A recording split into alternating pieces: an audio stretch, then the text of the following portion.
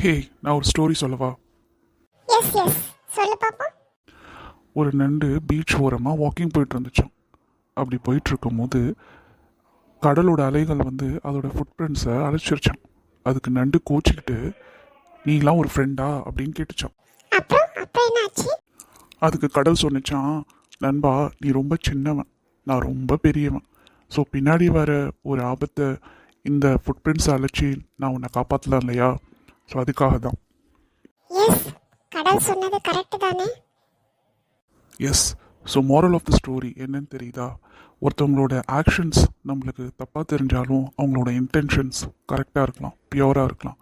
But at the same time ஒருத்தவங்களோட actions நம்மளுக்கு ஃபேவரபிளாக இருந்தாலும் அவங்களோட இன்டென்ஷன்ஸ் தப்பாக இருக்கலாம். ஸோ ரெண்டுத்தையுமே சேர்த்து வச்சு தான் நம்ம எப்பயுமே ஒருத்தவங்களை ஜட்ஜ் பண்ணோம். அண்ட் அதுக்கு தேவையானது நம்மளுக்கு patience. Okay, Hey, nice story and nice moral.